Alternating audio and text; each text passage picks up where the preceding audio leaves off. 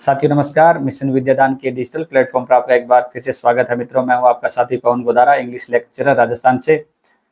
मित्रों, RPSC senior teacher exam या कहें आरपीएससी सेकंड ग्रेड एग्जाम, जो इंग्लिश सब्जेक्ट से बहुत सारे साथी प्रिपरेशन करते हैं और कर रहे हैं। मित्रों, सिलेबस को एक अच्छी तरीके से मैनेज नहीं कर पाने के कारण बहुत सारे साथी है वो इस टेंशन में रहते हैं कि कौन सा पार्ट पढ़ें, कौन सा छोड़ें, और एक ही सिलेबस का पार्ट लेकर चलते रहते हैं। तो जब तक वो लास्ट तक पहुंचते हैं तब तक पहला पार्ट भूल जाते हैं।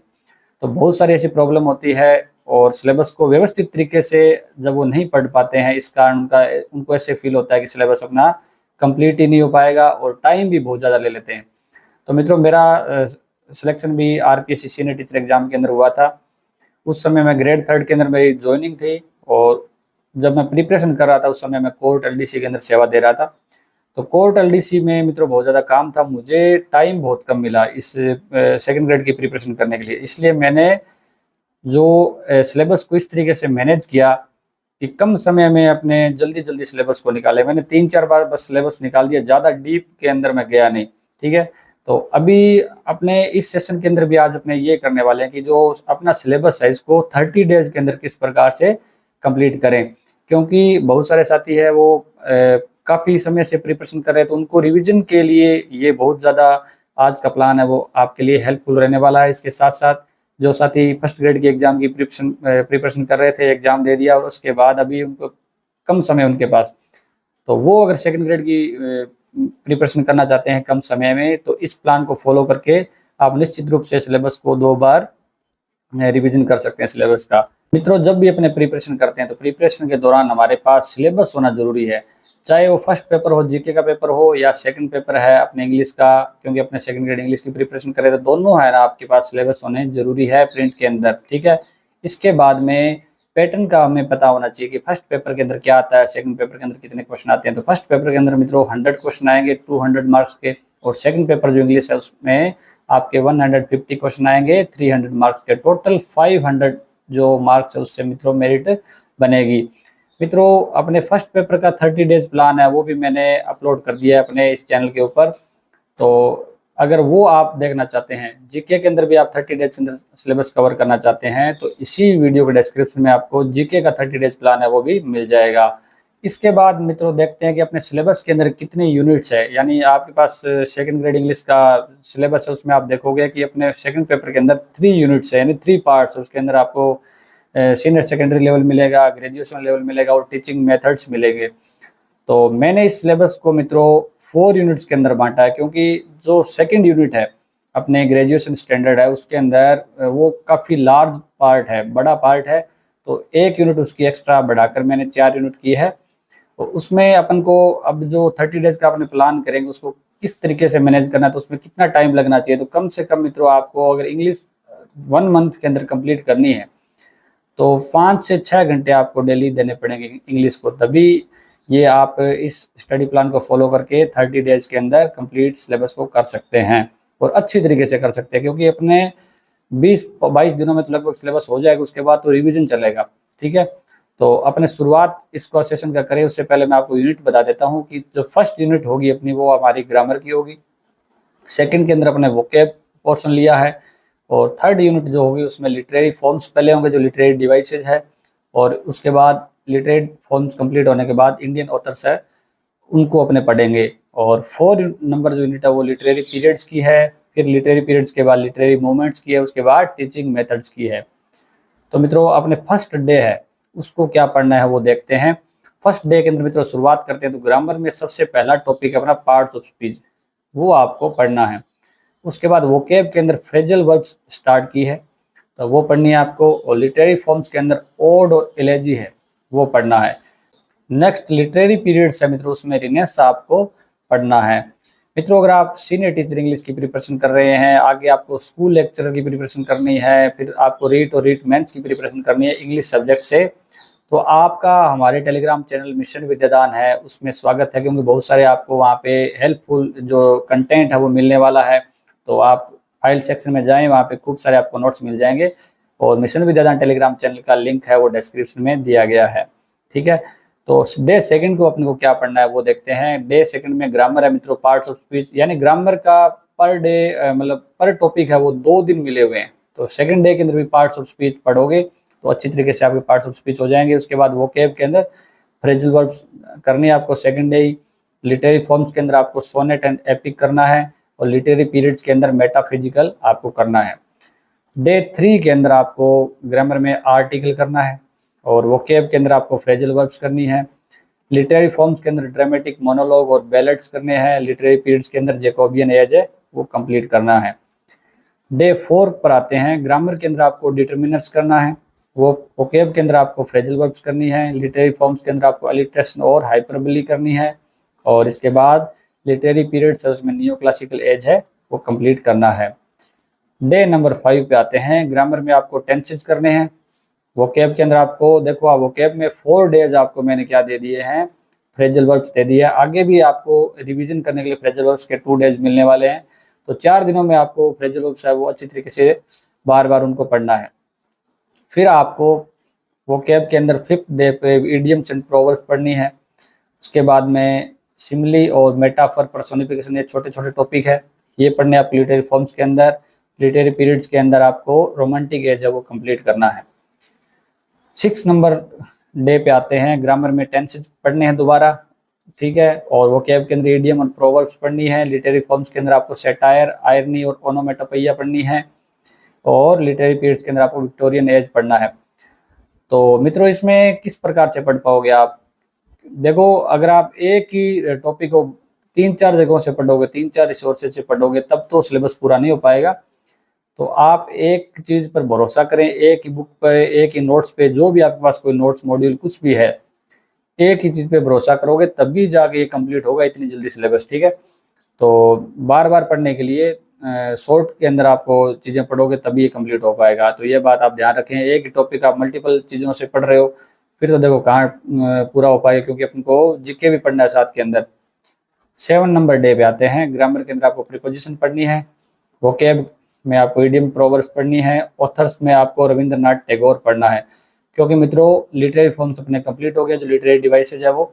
इसके बाद इंडियन ऑथर स्टार्ट किए हैं तो रविंद्रनाथ टैगोर पढ़ना है, और उसके बाद लिटरेरी पीरियड्स में मॉडर्न एज है वो करना है। डे नंबर 8 पर आते हैं, 8वें दिन आपको ग्रामर के अंदर प्रीपोजिशंस पढ़नी है। वोकैब में आपको इडियम्स एंड प्रोवर्ब्स पढ़नी है। ऑथर्स में मुल्कराज आनंद पढ़ना है, और लिटरेरी पीरियड्स है उसमें पोस्ट मॉडर्न एज है वो पढ़नी है। तो मित्रों ये जो आज इडियम एंड प्रोवर्ब्स के भी 4 डेज हो गए, तो ये आज कंप्लीट हो गए हैं। 9 नंबर डे के अंदर ग्रामर है उसमें मॉडल ऑक्सिलरी पढ़नी है, और वोकैब के अंदर अभी आ जाएगा मिसस्पेल्ड वर्ड्स वो पढ़ना है। ऑथर्स में आपको आर के नारायण पढ़ना है, और अब लिटरेरी जो पीरियड्स है वो पूरे हो गए अपने, और लिटरेरी मूवमेंट स्टार्ट हो गए, उसमें रोमांटिसिज्म जो मूवमेंट है वो पढ़ना है। 10 नंबर जो डे है उस पे मित्रों अपन को मॉडल ऑक्सिलरी पढ़नी है। वोकैब के अंदर कंफ्यूज वर्ड्स है वो पढ़ने हैं, और ऑथर्स में सरोजिनी नायडू है उसको पढ़ना है, और लिटरेरी मूवमेंट्स में गोथिक है उसको पढ़ना है। 11 नंबर जो डे है उसमें ग्रामर में आपको डिग्री पढ़ना है। वोकैब में सिनोनिम पढ़ना है। ऑथर्स में आपको जो तोरुदत है उसको पढ़ना है। लिटरेरी मूवमेंट्स में आपको प्री राफेलाइट को पढ़ना है। 12 नंबर जो डे है उसमें ग्रामर में आपको सब्जेक्ट वर्ब एग्रीमेंट है वो पढ़ना है, छोटा सा टॉपिक है। वोकैब में आपको सिनोनिम पढ़ना ही है, और ऑथर्स में निस्म एजकिल को, और लिटरेरी मोमेंट्स में रियलिज्म को पढ़ना है। 13 जो डे है उसमें सब्जेक्ट वर्ब एग्रीमेंट है, 2 डेज मिले हैं हर टॉपिक को ग्रामर के अंदर, तो वो पढ़ना है। वोकैब में सिनोनिम पढ़ना है, रस्किन बॉन्ड पढ़ना है ऑथर्स के अंदर, और एग्जिस्टेंशियलिज्म पढ़ना है लिटरेरी मोमेंट्स के अंदर। 14 जो डे है उसमें मित्रों ग्रामर में कंडीशनल सेंटेंसेस पढ़ने हैं। वोकैब में सिनोनिम पढ़ना है, और ऑथर्स में अरुण कुलातकर पढ़ना है। लिटरेरी मूवमेंट्स में आपको स्ट्रीम ऑफ कॉन्शियसनेस है वो पढ़ना है। 15 जो डे है 15वां दिन उसमें ग्रामर में आपको सबऑर्डिनेशन एंड कोऑर्डिनेशन है वो पढ़ना है। वोकैब में आपको एंटोनिम स्टार्ट हो जाएंगे, सिनोनिम आपके 4 डे कंप्लीट हो गए। अब बार बार आपको जो 4 डे है वो एंटोनिम चलेगा। इसके बाद में ऑथर्स में अनीता देसाई को पढ़ना है। लिटरेरी मूवमेंट्स में आपको सिंबोलिज्म पढ़ना है। 16 जो डे है उसमें ग्रामर में आपको ट्रांसफॉर्मेशन पढ़ना है, उसमें भी अफर्मेटिव, नेगेटिव और इंटरोगेटिव सेंटेंसेज है वो पढ़ने हैं। वोकैब में आपको एंटोनिम है ही, और ऑथर्स में शशि देश पांडे है उसको पढ़ना है। लिटरेरी मूवमेंट्स में आपको मॉडर्निज्म है उसको पढ़ना है। 17 जो डे है उसमें ग्रामर में आपको एक्टिव पैसिव, वैसे तो ट्रांसफॉर्मेशन का ही हिस्सा है, तो एक्टिव पैसिव वॉइस अच्छी तरीके से करने हैं। वो के में आपको एंटोनिम पढ़ना ही पढ़ना है, और ऑथर्स में कमला दास, और लिटरेरी मूवमेंट्स में पोस्ट मॉडर्निज्म है, उसको पढ़ना है। 18 जो डे है उसके अंदर ग्रामर में एक्टिव पैसिव पढ़ना है। 2 डेज मिले हैं ग्रामर के अंदर। एंटोनिम चल रहा है अपना जयंत महापात्रा को पढ़ना है ऑथर्स के अंदर। और अभी अपने जो लिटरेरी मूवमेंट्स और पीरियड्स है वो खत्म हो गए हैं, पूरे हो गए हैं। तो अब अपने जो टीचिंग मेथड्स है उसकी शुरुआत करते हैं। 18वें दिन ग्रामर ट्रांसलेशन मेथड है वो पढ़ना है। 19वें दिन मित्रों ग्रामर के अंदर डायरेक्ट इनडायरेक्ट यानी जो नरेशन टॉपिक है वो स्टार्ट करना है। उसके बाद वोकैब में फोनेटिक और वर्ड स्ट्रेस है वो पढ़ने हैं। ऐसे कर सकते हैं कि आप पहले दिन फोनेटिक और जो वर्ड स्ट्रेस है उनके जो रूल्स है वो पढ़ें, और उसके बाद आगे वाले जो डेज है उसके अंदर आपने उसकी खूब सारी प्रैक्टिस करें। ऑथर्स में आपको अमिताभ घोष है वो पढ़ना है, और मेथड के अंदर आपको डायरेक्ट मेथड पढ़ना है। 20वें दिन आपको वापस इनडायरेक्ट जो डायरेक्ट इनडायरेक्ट है नरेशन है वो टॉपिक पढ़ना है, और फोनेटिक वर्ड स्ट्रेस चल रहा है अपना। इसमें इस 20वें दिन आप एग्जाम्पल वगैरह इसके पढ़ सकते हैं। ऑथर्स में मंजू कपूर है वो पढ़ना है, और मेथड के अंदर स्ट्रक्चरल मेथड है वो पढ़ना है। 21वें दिन मित्रों 21 डेज नंबर में आपको बेसिक सेंटेंस पैटर्न देखना है ग्रामर के अंदर। वोकैब के अंदर अपन को फोनेटिक वर्ड स्ट्रेस अपना चल रहा है। ऑथर्स में अरुंधति रॉय है उसको पढ़ना है, और मेथड के अंदर ऑडियो लिंगुअल मेथड है वो पढ़ना है। डे नंबर 22 पे आते हैं मित्रों। ग्रामर के अंदर बेसिक सेंटेंस पैटर्न करना है। वोकैब के अंदर फोनेटिक और वर्ड स्ट्रेस अपने 4 डे हो गए, चल रहा है लगातार। और पीरियड के अंदर रिनेस और मेटाफिजिकल दोबारा स्टार्ट करना है मित्रों। यहाँ पे इंडियन ऑथर अपने कंप्लीट हो गए थे, तो अब वापस, क्योंकि लिटरेरी पीरियड और मूवमेंट है वो प्रत्येक स्टूडेंट के लिए थोड़ा टफ है, और उसमें से क्वेश्चन भी काफ़ी आते हैं, तो दोबारा आपने अभी रिवीजन करेंगे उस समय एक दिन के अंदर आपको 2 पीरियड है वो पढ़ने हैं जल्दी जल्दी, रिनेसा और मेटाफिजिकल। और मेथड अपना जो कम्युनिकेटिव लैंग्वेज टीचिंग है वो पढ़ना है। 23 नंबर डे पे आते हैं, उसमें ग्रामर में आपको फ्रेज एनालिसिस ऑफ एमएचएम पढ़ना है। वो कैब में वापस देखो आप फ्रेजल वर्ब्स को पहले 4 डेज दे चुके अपने, तो रिवीजन करना है, इसलिए वापस फ्रेजल वर्ब पढ़नी है। पीरियड के अंदर आपको जैकोबियन और न्यू क्लासिकल पढ़ना है। मेथड्स के अंदर जो teaching of pros and poetry है वो पढ़ना है। 24 नंबर डे पे ग्रामर के अंदर फ्रेज एनालिसिस ऑफ एमएचएम पढ़ना है। वोकैब के अंदर फ्रेजल वर्ब के 2 डे और मिल गए आपको, तो यहाँ पे पढ़ना है। पीरियड के अंदर रोमांटिक और विक्टोरियन एज पढ़ना है। मेथड के अंदर टीचिंग ग्रामर एंड कंपोजिशन है पढ़ना है। डे नंबर 25 पे आते हैं मित्रों। ग्रामर में क्लोज एनालिसिस ऑफ स्पोका पढ़नी है, और वोकैब के अंदर आपको इडियम एंड प्रोवर्ब्स का भी एक दिन मिला है तो पढ़ना है। पीरियड के अंदर मॉडर्न और पोस्ट मॉडर्न है, दोनों एज निकालने हैं। मेथड के अंदर प्रिंसिपल्स ऑफ सेकंड लैंग्वेज है, वो पूरा प्रिंसिपल्स ऑफ सिलेक्शन ग्रेडेशन वो सारा का सारा करना है। 26 नंबर डे पे आते हैं, उसमें ग्रामर में आपको क्लोज एनालिसिस ऑफ स्पोका करनी है। उसके बाद वोकैब में वर्ड्स मिसस्पेल्ड और कंफ्यूज्ड जो वर्ड्स होते हैं, कंफ्यूजिंग वर्ड्स है वो करने हैं। अब लिटरेरी पीरियड्स अपने खत्म हो गए, कंप्लीट हो गए, उसमें अपने मूवमेंट स्टार्ट हो रहे हैं, तो उसमें 2 मूवमेंट आपको रोमांटिक और गोथिक करना है। ऑथर में मित्रों टैगोर, मुल्कराज आनंद और आर के नारायण स्टार्ट कर देना है, क्योंकि यहाँ पे मेथड अपने कंप्लीट हो गए, ठीक है। तो इसमें टैगोर, मुल्कराज आनंद और आर के नारायण आपको तीनों जल्दी जल्दी से रिवीजन करने हैं।